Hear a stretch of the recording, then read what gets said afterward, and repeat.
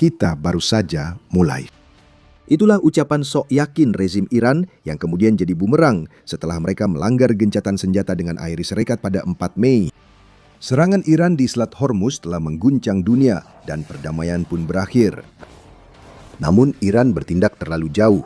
Rezim tersebut mengakhiri gencatan senjata dan langsung menyesalinya karena Amerika benar-benar mempermalukan Angkatan Laut Iran hingga kapal-kapalnya tenggelam seperti kapal selam. Amerika mengirimkan helikopter. Iran merasakan penderitaan. Pada tanggal 4 Mei, Warzone atau TVZ bersama media lainnya memberitakan bahwa operasi Epic Fury tampaknya telah dimulai kembali. AS mengerahkan helikopter AH-64 Apache dan MH-60 Seahawk ke Selat Hormuz, di mana mereka menghancurkan kapal-kapal kecil yang dioperasikan oleh Korps Garda Revolusi Islam Iran atau IRGC. Jumlah kapal yang dihancurkan masih diperdebatkan. TWZ mengatakan jumlahnya 6. CBS News melaporkan pada 5 Mei bahwa jumlah sebenarnya adalah 7. Namun sebenarnya, jumlah itu tidak sepenting maknanya. Pelanggaran gencatan senjata dapat mengubah segalanya tentang masa depan Iran. AS menyatakan punya cukup alasan mengirim kembali helikopternya dalam situasi ini. Kapal-kapal kecil IRGC mengancam pelayaran komersial di Selat Hormuz dan sekitarnya. Laksamana Angkatan Laut RIS Brad Cooper, Kepala Komando Pusat RIS juga menyatakan Iran menargetkan kapal perang Angkatan Laut RIS. Tetap bersama kami karena kami akan membahas lebih dalam potensi pemicu konflik baru ini. Namun sebelumnya, Cooper telah menegaskan dengan sangat jelas bahwa Iran akan menghadapi masalah serius jika berniat memicu pertikaian baru di Selat Hormuz. Kami memiliki kemampuan dan kekuatan tempur yang sangat besar yang terkonsentrasi di dalam dan sekitar selat, termasuk AH-64 Apache dan MH-60 Seahawk. Helikopter yang digunakan pagi ini untuk menghancurkan 6 kapal kecil Iran yang mengancam pelayaran komersial, kata Cooper saat melaporkan serangan terbaru Amerika Serikat. Ia kemudian menyampaikan peringatan ini. Hal yang jauh lebih buruk akan terjadi jika Iran tidak memperbaiki sikapnya dan bertindak dengan benar. Kami juga memiliki A-10, F-15, F-16, FA-18, F-35EA-18, Growler RC-135, KC-46, dan KC-135.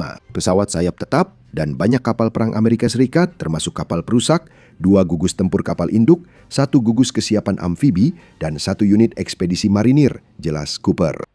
Saat ini kita berada di titik kritis. AS menghancurkan 6 atau 7 kapal kecil IRGC bisa membuat Iran kembali mengalami yang terburuk dari operasi Epic Fury terhadap rezim tersebut. Seperti disarankan Cooper soal kekuatan militer Amerika di Teluk, ini bisa jadi aksi satu kali untuk mengingatkan Iran bahwa berdialog lebih baik daripada berperang. Ketika kapal-kapal kecil IRGC telah berubah menjadi kapal selam tanpa sengaja akibat respons keras Amerika, pesawat-pesawat tertentu yang digunakan Amerika juga patut diperhatikan. Beberapa orang berpendapat Apache dan Seahawk berada pada tingkat bawah dalam spektrum kekuatan udara yang bisa dikerahkan Amerika Serikat. Faktanya, kedua helikopter ini memang disiapkan untuk menghadapi kapal kecil Iran di Selat Hormuz dan sekitarnya. Ancaman kapal kecil IRGC telah menjadi masalah sejak awal operasi Epic Fury. Bahkan ketika ancaman utama Angkatan Laut Iran telah dilemahkan dengan kapal perang mereka satu persatu dihancurkan oleh serangan Amerika, ancaman asimetris yang ditimbulkan oleh kapal-kapal kecil tetap ada. Cepat, sulit dideteksi di atas air, mudah dikerahkan dari pelabuhan sederhana, kapal kecil ini berbahaya dan jumlahnya banyak. Gulf International Forum mencatat bahwa IRGC memiliki 20.000 personel di cabang angkatan lautnya, 2.000 lebih banyak dari angkatan laut konvensional Iran. Dari 20.000 personel itu, sekitar 5.000 merupakan marinir khusus yang dikerahkan dengan kapal cepat. Untuk kapal-kapalnya sendiri mencakup kapal serang cepat kelas Tondar, kapal rudal kelas C-14, dan berbagai kapal ringan lainnya yang biasanya dilengkapi dengan peluncur yang dapat menembakkan rudal jelajah jarak pendek. Strateginya sederhana, kapal cepat melaju menuju target. Setelah sampai, kapal tersebut meluncurkan rudalnya sebelum pergi. Bagi Iran, ini bukan sekedar soal kerusakan yang sudah banyak terjadi, tapi soal ancaman.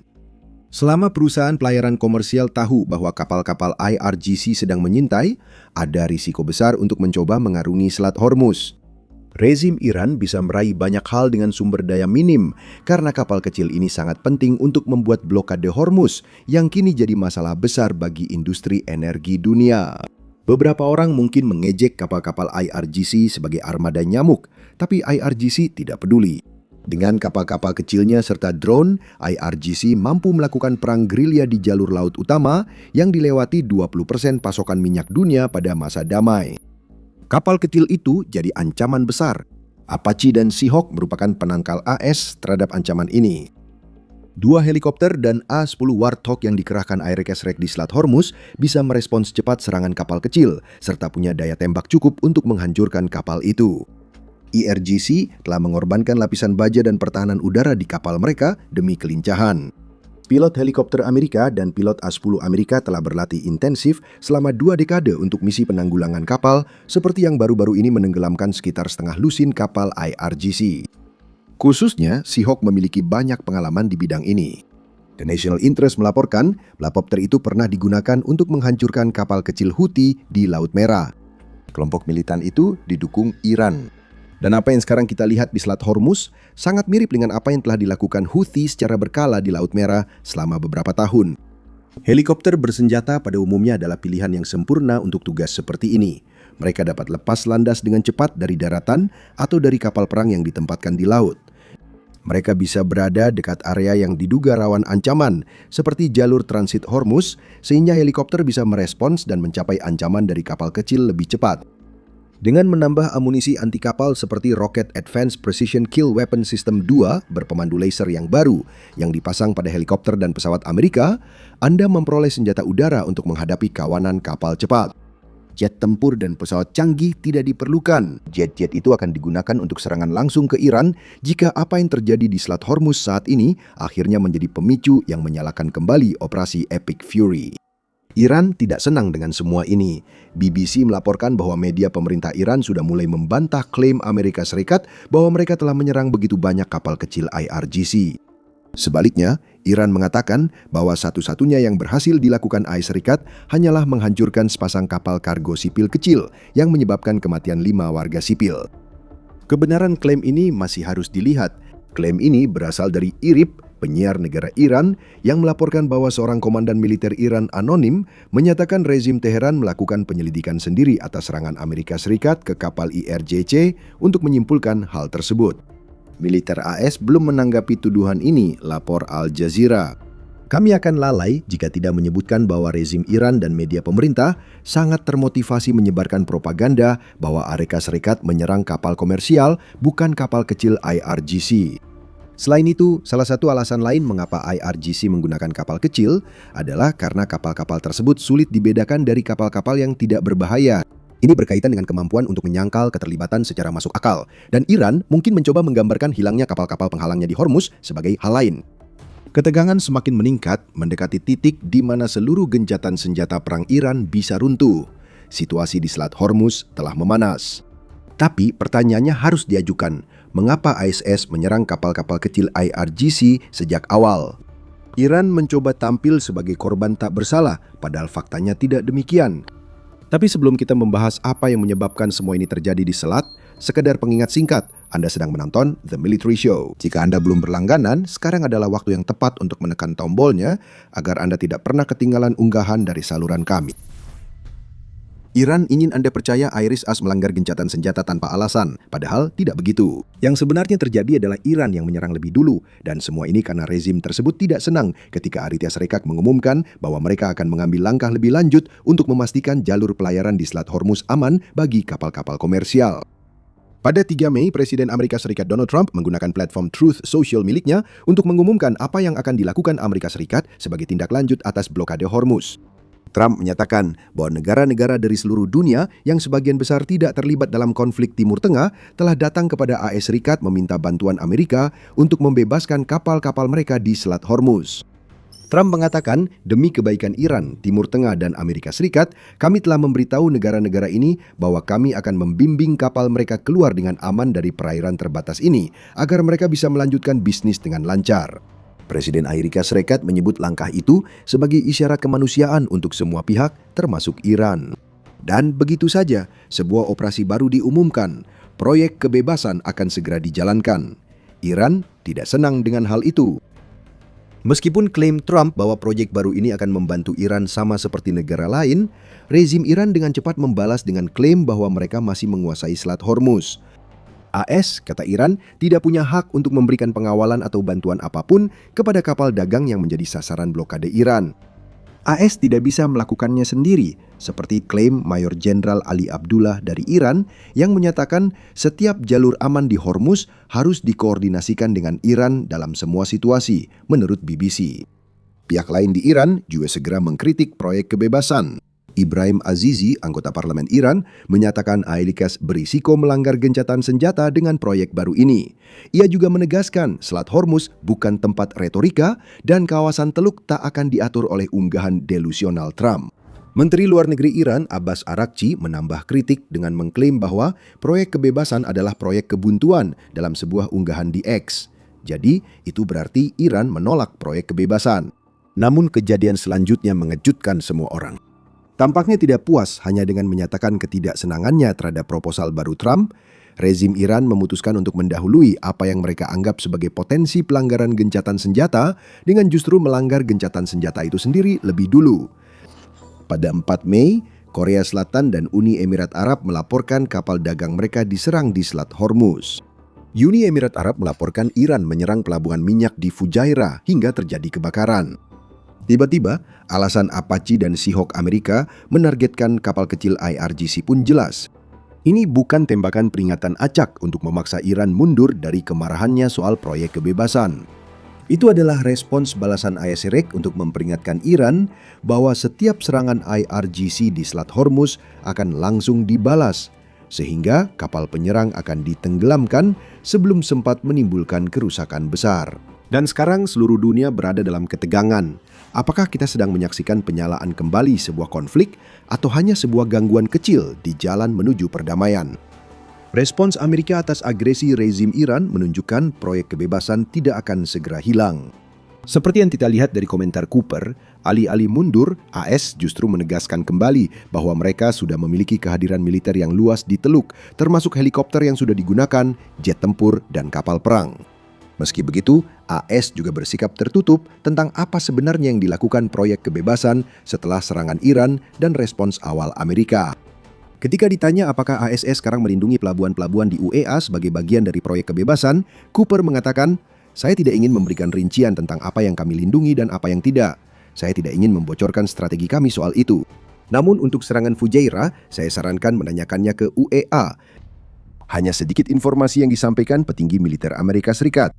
Namun Trump mungkin telah memberikan sedikit petunjuk ke arah mana menurutnya proyek kebebasan akan bergerak. Dalam pernyataan Truth Social 4 Mei soal AS menghancurkan 7 kapal kecil IRGC, Trump juga beberapa kali menyinggung Korea Selatan secara menarik.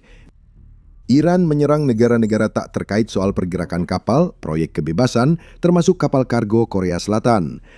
Mungkin saatnya Korea Selatan bergabung dalam misi ini. Ini adalah komentar yang menarik. Meskipun kita hanya bisa berspekulasi pada saat ini, hal ini menunjukkan bahwa ASEC mungkin ingin memimpin misi multinasional di Selat Hormuz, alih-alih menjadikan dirinya satu-satunya pihak yang bertanggung jawab penuh untuk memastikan keselamatan kapal-kapal komersial di jalur perairan tersebut. Apakah kita sedang menyaksikan awal dari sebuah aliansi untuk membuka kembali Hormuz? Itu masih harus dilihat. Dan perlu dicatat bahwa surat kabar independen melaporkan pada 5 Mei bahwa Korea Selatan sedang meninjau kemungkinan untuk bergabung dengan proyek kebebasan. Namun, hal ini perlu disikapi dengan hati-hati karena Korea Selatan masih menyelidiki penyebab kebakaran di kapal kargo yang dilaporkan diserang IRGC dan belum mengkonfirmasi secara resmi bahwa kebakaran berasal dari faktor eksternal. Seperti yang sering terjadi dalam konflik Teluk, kita tidak pernah benar-benar tahu apa yang akan terjadi selanjutnya. Hal itu juga berlaku untuk gencatan senjata dan proyek kebebasan. Anda mungkin mengira Iran menyerang kapal kargo di pelabuhan minyak, lalu AS membalas dengan menenggelamkan kapal kecil IRGC, berarti gencatan senjata berakhir. Mungkin saja, tapi mungkin juga tidak. Seperti yang dilaporkan CNN pada 5 Mei, Trump telah membuat klaim besar tentang bagaimana pasukan Iran akan dihancurkan dari muka bumi jika mereka menargetkan kapal Amerika Serikat di wilayah Teluk. Namun dia belum sampai menyatakan gencatan senjata berakhir. Reporter Gedung Putih Jonathan Karl mencatat gencatan senjata belum benar-benar berakhir karena Trump tidak menegaskan operasi Epic Fury kembali berjalan sepenuhnya saat percakapan telepon 4 Mei di mana dia menjelaskan insiden kapal dagang Emirat dan Korea Selatan. Ini penuh kehati-hatian, sesuai harapan dari dua negara yang berusaha menjalani perundingan damai sambil saling mengancam. Jadi ketika berbicara tentang konflik Iran, apa yang benar-benar kita ketahui dengan pasti? Kita tahu bahwa kapal perusak Amerika Serikat berada di Selat Hormuz. CENTCOM mengkonfirmasi dalam unggahan di X pada 4 Mei bahwa kapal perusak rudal Angkatan Laut Amerika Serikat kini beroperasi di Teluk Arab usai melewati Selat Hormuz untuk mendukung proyek kebebasan. Unggahan yang sama mencatat 2 kapal dagang Amerika Serikat berhasil melewati Hormuz melalui proyek kebebasan. Cooper menambahkan, kapal perang AS Serikat hadir, namun tidak memberi pengawalan khusus. Jika saya gambarkan secara keseluruhan, jika Anda mengawal sebuah kapal, Anda seperti bermain 1 lawan 1. Menurut saya, pertahanan kita kini lebih baik dengan beberapa lapisan seperti kapal, helikopter, pesawat, peringatan dini udara, dan peperangan elektronik. Kita memiliki paket pertahanan yang jauh lebih luas daripada yang pernah Anda miliki jika Anda hanya mengawal. Itu memberi kita wawasan lebih tentang terbentuknya proyek kebebasan. Bukan hanya kapal perang Amerika Serikat yang akan berhadapan dengan IRGC, tapi juga pesawat dan helikopter yang dibawa kapal perang, seperti yang sudah dipelajari sendiri oleh para kapten kapal kecil IRGC. Sementara itu, Trump sedang memberikan peringatan dan peningkatan kekuatan militer Amerika Serikat di Teluk tampaknya mulai berjalan lagi. Mereka tidak punya angkatan laut, tidak punya angkatan udara, tidak punya perlengkapan anti pesawat, tidak punya radar, tidak punya apa-apa. Bahkan sebenarnya mereka tidak punya pemimpin. Pemimpinnya juga kebetulan sudah tidak ada, ujar Trump soal Iran pada pidato 4 Mei. Itu pengingat jelas bagi Iran bahwa IRGC telah menghancurkan militer negara itu dalam beberapa bulan terakhir. Trump mengklaim dalam wawancara dengan Fox News bahwa ASEK kini punya lebih banyak senjata dan amunisi berkualitas tinggi dibanding sebelumnya. Tidak jelas apakah Trump membandingkan militer Amerika saat ini dengan masa lalu atau mengklaim lebih banyak perlengkapan militer dikirim ke Teluk. Bagaimanapun juga, ini adalah ancaman lain. Mundurlah sekarang Iran atau setengah lusin kapal kecil yang dihancurkan dan rudal jelajah yang dicegat oleh pasukan Amerika hanyalah permulaan. Amerika Serikat juga berkonsultasi dengan Israel untuk menentukan langkah selanjutnya. Itu menurut Israel High Arm yang mengklaim bahwa 3 sumber yang mengetahui masalah ini menyatakan bahwa kedua negara sedang melakukan konsultasi intensif tentang bagaimana merespons dan membantu sekutu setia mereka, tampaknya merujuk pada Uni Emirat Arab. Opsi yang dibahas meliputi serangan terarah ke peluncur dan target militer Iran yang mengancam Selat Hormuz, serta kemungkinan serangan ke fasilitas energi Iran sebagai respon atas serangan Iran di Fujira. Iran telah memberi peringatan yang kami gunakan untuk membuka video ini. Kami baru mulai. Araghchi mengambil pendekatan diplomatis, menyatakan di X bahwa peristiwa di Hormuz membuktikan tidak ada solusi militer untuk krisis politik, sembari memperingatkan Amerika Serikat agar tidak diseret kembali ke kubangan konflik oleh pihak-pihak berniat buruk, kemungkinan menyindir Israel. Araghchi tampaknya ingin mengarahkan situasi kembali ke meja perundingan, bukan ke Hormuz. Efektivitasnya masih perlu dilihat karena AS tetap menjalankan proyek kebebasan dan IRGC kembali menyerang kapal dagang di Teluk. Kejadian ini bisa jadi hambatan kecil menuju perdamaian atau malah memicu operasi amarah epik diluncurkan lagi. Hari-hari ke depan sangat krusial. Saat ini, 6 kapal kecil yang tenggelam jadi bukti Amerika Serikat siap untuk putaran selanjutnya jika perlu. Dan jika operasi amarah epik benar-benar dimulai kembali, ada satu negara tak terduga yang bisa menjadi pembeda besar di Selat Hormuz. Ukraina siap melakukan aksi besar untuk membuka kembali selat itu. Bahkan Amerika Serikat tidak menyangka. Tonton video kami untuk info lebih lanjut. Jika suka, jangan lupa berlangganan The Military Show agar tidak ketinggalan update terbaru di Teluk. Terima kasih telah menonton.